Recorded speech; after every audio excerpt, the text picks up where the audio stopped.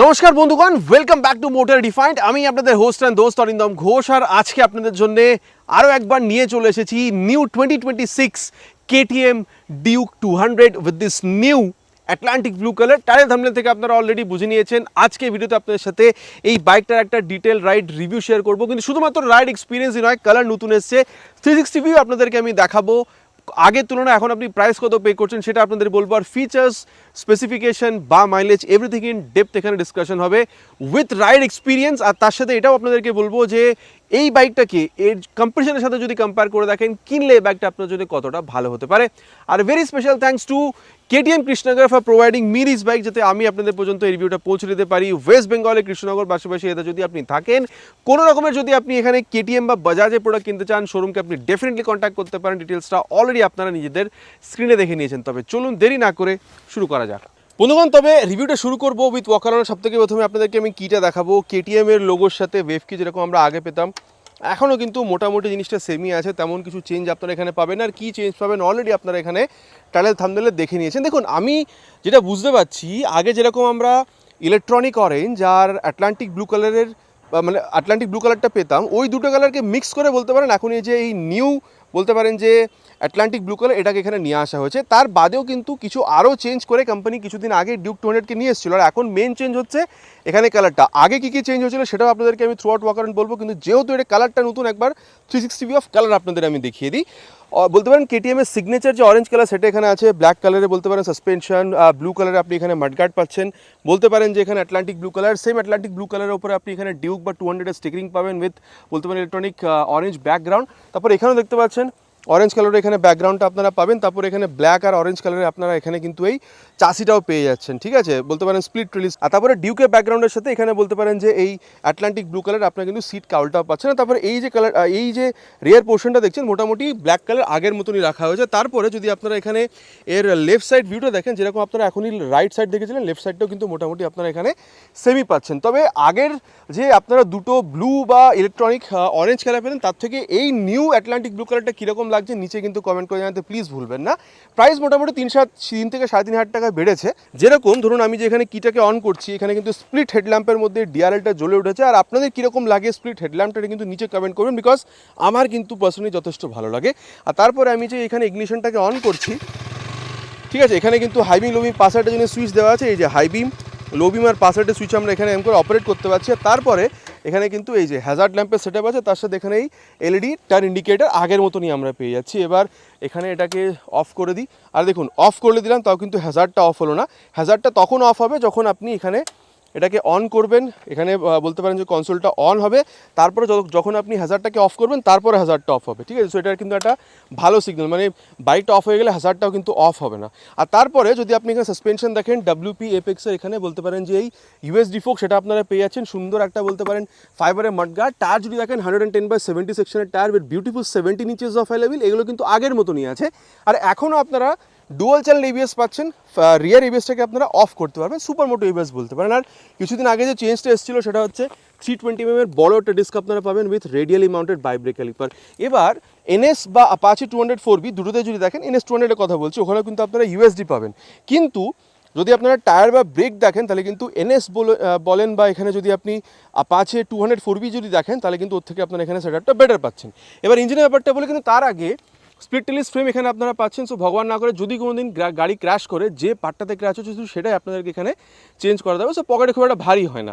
আর তারপরে ইঞ্জিন যদি দেখেন আগের মতনই আছে, 199.5cc সিঙ্গেল সিলিন্ডার DOHC 4 ভ্যাল লিকুইড কুল ফিল্টার ইঞ্জিন আপনারা পাবেন, ঠিক আছে। আর এখানে স্লিপার গ্লাসের ব্যাপারটা আগে আমরা চালানোর টাইমে দেখবো, কিন্তু হ্যাঁ যদি আপনি এখানে দেখেন তাহলে কিন্তু এই 25 PSA পাওয়ার আর 19.3 Nm টর্কই আপনারা পাবেন। এখানে যদি NS এর থেকে দেখেন, NS 24.5 PS আছে। আর যদি আপনি অ্যাপাচের থেকেও কম্পেয়ার করেন তাহলে কিন্তু এখানে আপনারা পাওয়ার টর্ক আপনারা হালকা এখানে বেশিই পাবেন।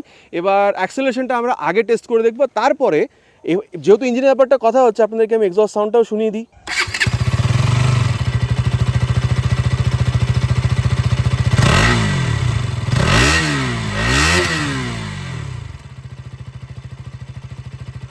কীরকম লাগলো সাউন্ডটা নিচে কিন্তু কমেন্ট করে প্লিজ জানাবেন। এক্সপেন্সিভ প্রোডাক্ট, প্রিমিয়াম প্রোডাক্ট, কী করে দেখুন কত সুন্দরভাবে ডিজাইন করা আছে অ্যালুমিনিয়ামের।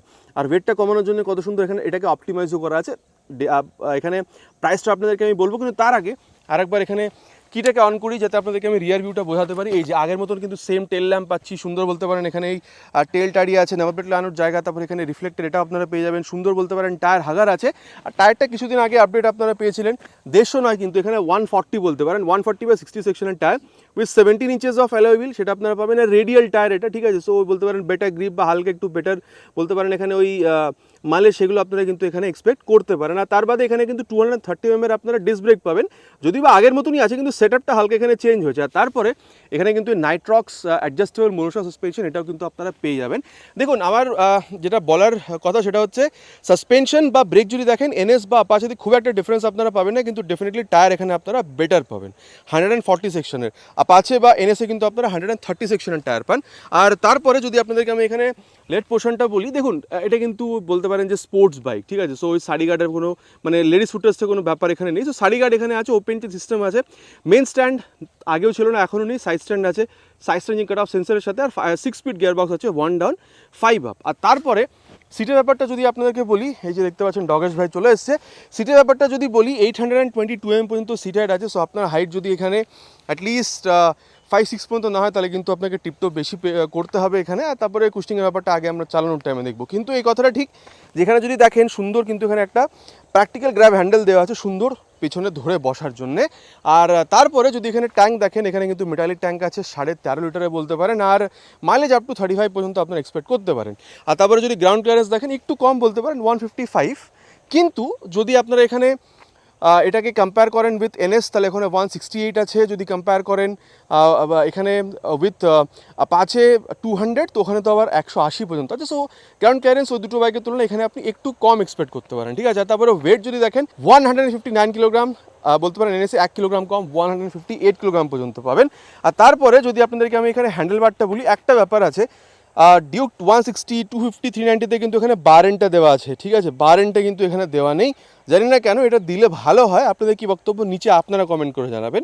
আমি তো চাই এখানে বারেনটা আসুক, যাতে দেখতেও ভালো হয়, একটু চালাতেও ওই ব্যাপারটা আর একটু বেটার ফিল হয়। আর তারপর যদি দেখেন হাইবিং লোবিং পাসারটের সুইচ, এখানে বলতে পারেন হ্যাজার্ড ল্যাম্পের সুইচ টগল করার জন্য এখানে বাটনসগুলো দেওয়া আছে, টার্ন সিগন্যাল আর হর্নটা বলতে পারেন যথেষ্ট ভালো। কিল সুইচ আছে, নিচে হচ্ছে ইঞ্জিন অন করা সুইচ, অলরেডি এক্সস্ট সাউন্ডটা আপনাদের শুনিয়েছি।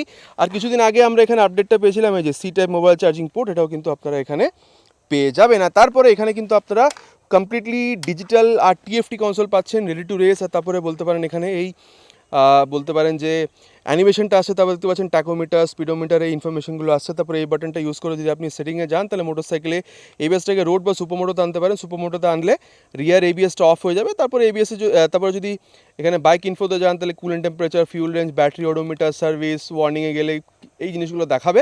আর তারপরে ট্রিপ 1 বা 2 এর যে এখানে ইনফরমেশন সেটা পাবেন। সেটিংসে যদি যান ফেভারিটসে 4টে ফেভারিট যা সেট করবেন এখানে মেন স্ক্রিনে গিয়ে সেটাই আপনারা দেখতে পাবেন। কুইক সিলেক্টারে আপ বা ডাউন করতে পারেন। কানেক্টিভিটি যদি আপনারা এখানে কেটিএমের রাইট ক্যানের ট্যাপটাকে মোবাইলে ডাউনলোড ইনস্টল করে থ্রু ব্লুটুথ যদি কানেক্ট করেন তাহলে turn button navigation, call, SMS, audio এই জিনিসগুলো আপনারা এখানে ইউজ করতে পারবেন। ফোন পেয়ারিং, ঠিক আছে, হেডসেট পেয়ারিং, তারপর দেখুন হেডসেট টাইপ কী আছে, ব্লুটুথ না কর্ডেড সেটা জিজ্ঞেস করছে। আর তারপরে শিফট লাইট 1000 কিলোমিটার অ্যাক্টিভেট হবে। ক্লক অ্যান্ড ডেটটা এটা আপনারা এখানে সেট করতে পারেন, ঠিক আছে।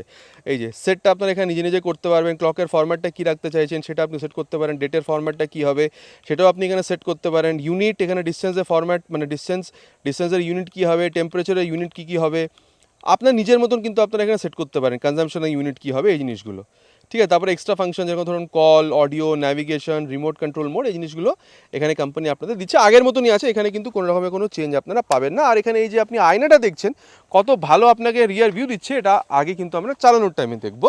আর হ্যাঁ, প্রাইস যেরকম বলেছিলাম 3-3.5 হাজার টাকা বেশি। দেখুন প্রাইস অনেকটা এখানে মানে ওই একটা বলতে পারেন রেঞ্জ আছে। আগে 2,28,000 থেকে 2,33,000 পর্যন্ত আপনারা পেতেন। এখন যদি আপনাদেরকে আমি বলি তাহলে কৃষ্ণনগর হিসেবে যদি দেখেন 3 থেকে 3.5 হাজার টাকা বেড়েছে। এখন আপনারা 2,36,500 মোটামুটি অ্যাপ্রক্স প্রাইস রেঞ্জে আপনারা এই বাইকটা এখানে পেয়ে যাবেন। তবে দেখুন বাইকে কি আছে না আছে কথা বলা হয়ে গেছে, চলুন তবে যাওয়া যাক এর রাইডে গিয়ে দেখি ডাইনামিকে মানে চালানোর সময় বাইকটা কীরকম আমাদেরকে ওভারঅল একটা ফিল দিতে পারে। তো বন্ধুগণ এবার এখানে রাইড ভিউটা শুরু করি of this new 2026 KTM Duke 200 with this new Atlantic blue colour. দেখুন সিট হাইটটা 822, মোটামুটি 5-6 পর্যন্ত হাইট হতে হবে, নাহলে আপনাদেরকে কিন্তু একটু টিপটো বেশি করতে অলরেডি বলেছে। রিয়ার ফিটেড ফুটপেক, আর আপনাকে সামনে হালকা একটু ঝুঁকতে হচ্ছে, খুব বেশি নয়। আর স্পেসের অসুবিধা নেই, মানে আপনি বা পিলিয়নের সাথেও যদি আপনি রাইড করেন আপনার খুব একটা স্পেসের অসুবিধা কিন্তু এখানে হবে না, ঠিক আছে। আর চলুন তবে এবার স্টার্ট করা যাক। আর সিট ইজ কোয়াইট কমফোর্টেবল, খুব বেশি সফট বা হার্ড নয়, ঠিক আছে। ফিউল কিন্তু অ্যাকচুয়ালি 2 লিটারের উপরে ভরানো আছে, তাও রিজার্ভই বলছে। এই যে first gear, second gear, third gear. দেখুন আমি বলবো পাওয়ার টর্কের কোনো রকমের কোনো অসুবিধা আপনাদের হবে না। আপনি বা পিলিয়নের সাথেও রাইড করছেন, আমার মনে হয় না আপনাদের কোনো রকমের এখানে প্রবলেম হওয়া উচিত। যথেষ্ট ভালো অ্যাক্সিলারেশন আপনি পাচ্ছেন, ঠিক আছে। আর দেখুন clutch is on the mid side, soft না হার্ড না। অনেকে বলছে যে এখানে সিপার ক্লাচ আছে, কিন্তু অ্যাকচুয়ালি সিপার ক্লাচের কোনো রকমের কোনো কোম্পানি জিনিস এখানে বলছে না। আর গিয়ার যদি আপনি দেখেন আপশিফট বা ডাউনশিফট দুটোতে কিন্তু আপনাকে হালকা একটু এফোর্ট দিতে হচ্ছে আপ বা ডাউনশিফট করার জন্য, ঠিক আছে। আর চলুন তবে এবার গিয়ার আর ক্লাচের ব্যাপারে কথা হচ্ছে, তাহলে অ্যাক্সিলারেশন টেস্টটা করি, তারপরে এটার যে পারফরমেন্স সেটা নিয়ে আমরা আগে কথা বলবো। We'll start with 3 horns.